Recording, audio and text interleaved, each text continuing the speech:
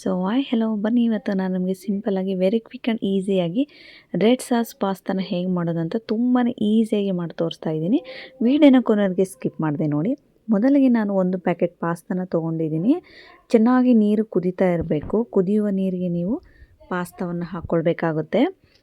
ಪಾಸ್ತಾವನ್ನು ಬೇಯಿಸುವಾಗ ಸ್ವಲ್ಪ ಉಪ್ಪು ಹಾಗೂ ಎಣ್ಣೆನ ಹಾಕ್ಕೊಳ್ಳೋದ್ರಿಂದ ಬೇಗ ಪಾಸ್ತಾ ಬೇಯುತ್ತೆ. ಪಾಸ್ತಾ ತಿನ್ನುವಾಗ ಸಪ್ಪೆ ಕೂಡ ಅನಿಸೋದಿಲ್ಲ.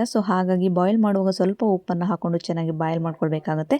ಒಂದು 5 ಮಿನಿಟ್ಸ್ ಆದಮೇಲೆ ನಾನು ಸ್ವಲ್ಪ ಡಿಫ್ರೆಂಟಾಗಿ ಮಾಡೋಣ ಅಂತ ಹೇಳ್ಬಿಟ್ಟು ಕ್ಯಾರೆಟನ್ನು ಡೈರೆಕ್ಟಾಗಿ ಪಾಸ್ತಾ ಜೊತೆ ಬಾಯ್ಲ್ ಮಾಡ್ಕೊಳ್ತಾ ಇದ್ದೀನಿ.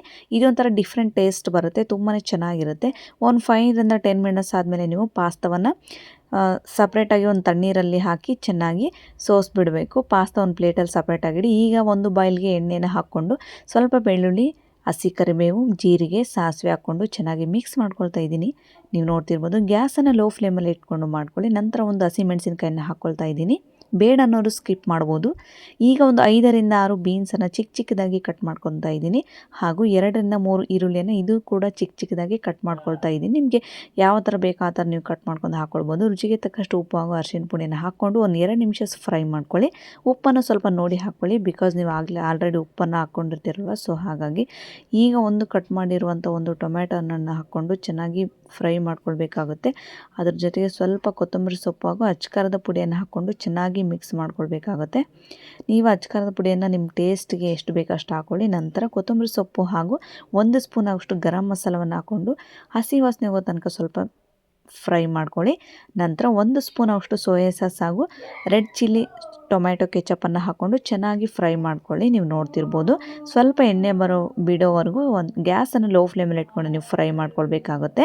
ನಂತರ ನಾನು ಇಲ್ಲಿ ಅರ್ಧ ಗ್ಲಾಸ್ ಆಗುವಷ್ಟು ನೀರನ್ನು ಹಾಕ್ಕೊಳ್ತಿದ್ದೀನಿ. ಜಾಸ್ತಿ ನೀರನ್ನು ಹಾಕ್ಲಿಕ್ಕೆ ಹೋಗಬೇಡಿ. ಜಸ್ಟ್ ಹಾಫ್ ಗ್ಲಾಸ್ ನೀರನ್ನು ಹಾಕ್ಕೊಂಡು ಒಂದು ಕುದಿ ಬರೋವರೆಗೂ ಮಾತ್ರ ಕುದಿಸಿ ನಂತರ ರೆಡಿ ಮಾಡಿ ಇಟ್ಕೊಂಡಿರುವಂಥ ಪಾಸ್ತಾವನ್ನು ಹಾಕ್ಕೊಂಡು ಚೆನ್ನಾಗಿ ಮಿಕ್ಸ್ ಮಾಡ್ಕೊಳ್ಳಿ.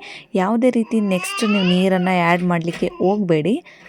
ಚೆನ್ನಾಗಿ ಮಿಕ್ಸ್ ಮಾಡ್ಕೊಳ್ಳಿ. ಗ್ಯಾಸನ್ನು ಲೋ ಫ್ಲೇಮಲ್ಲಿ ಇಟ್ಕೊಂಡು ಚೆನ್ನಾಗಿ ಮಿಕ್ಸ್ ಮಾಡ್ಕೊಳ್ತಾ ಬನ್ನಿ. ನಿಮಗೆ ಬೇಕಿದ್ರೆ ಆಫ್ನಲ್ಲಿ ನೀವು ಪಾಸ್ತಾ ಪೌಡರ್ ಕೂಡ ಹಾಕ್ಕೊಳ್ಬೋದು. ಪಾಸ್ತಾ ಮಸಾಲ ಪೌಡರ್ ಬರುತ್ತಲ್ಲ, ಅದು ಕೂಡ ಹಾಕ್ಕೊಳ್ಬೋದು. ಬಟ್ ನಾನು ಇಲ್ಲಿ ಸ್ವಲ್ಪ ಟೇಸ್ಟು ಡಿಫ್ರೆಂಟ್ ಆಗಿರಲಿ ಅಂತೇಳಿ ಫಸ್ಟ್ ಟೈಮ್ ನಾನು ಮಾಡಿದಾಗ ಪಾಸ್ತಾ ಪೌಡರನ್ನು ಹಾಕಿದ್ದೆ. ಬಟ್ ಈ ಸಲ ಮಸಾಲ ಮ್ಯಾಗಿ ಪೌಡರನ್ನು ಹಾಕ್ಕೊಂಡು ಈ ಪಾಸ್ತಾನ ರೆಡ್ ಸಾಸ್ ಪಾಸ್ತಾನ ಮಾಡ್ಕೊಳ್ತಾ ಇದ್ದೀನಿ. ಸ್ವಲ್ಪ ಒಂದು ಪ್ಯಾಕೆಟ್ ಆಗುವಷ್ಟು ಮಸಾಲ ಮ್ಯಾಗಿ ಪೌಡರನ್ನು ಹಾಕ್ಕೊಳ್ತಾ ಇದ್ದೀನಿ. ಹಾಕ್ಕೊಂಡು ಚೆನ್ನಾಗಿ ಒಂದು 2 ನಿಮಿಷ ಮಿಕ್ಸ್ ಮಾಡ್ಕೊಳ್ಬೇಕಾಗುತ್ತೆ. ಗ್ಯಾಸನ್ನು ಲೋ ಫ್ಲೇಮಲ್ಲೇ ಇಟ್ಕೊಂಡು ಮಿಕ್ಸ್ ಮಾಡ್ಕೊಳ್ಳಿ. ನೋಡಿ, ನಿಮಗೆ ಮಕ್ಕಳಿಗೆ ಲಂಚ್ ಬಾಕ್ಸ್ಗೆ ಅಥವಾ ಮಾರ್ನಿಂಗ್ ಟಿಫನ್ಗೆ, evening snacks very quick and ಈಸಿಯಾಗಿ ನೀವು ಕೂಡ ಕೇವಲ ಒಂದು 20 ಮಿನಿಟ್ಸಲ್ಲಿ ಈ ಮಸಾಲ ಮ್ಯಾಗಿ ಪೌಡರಿಂದ ರೆಡ್ ಸಾಸ್ ಪಾಸ್ತಾನ ಟ್ರೈ ಮಾಡ್ಬೋದು. ಖಂಡಿತವಾಗ್ಲೂ ನೀವು ಕೂಡ ಒಂದ್ಸಲ ಟ್ರೈ ಮಾಡಿ ನೋಡಿ. ನನಗೆ ಕಮೆಂಟ್ ಮೂಲಕ ತಿಳಿಸಿ. Thank you.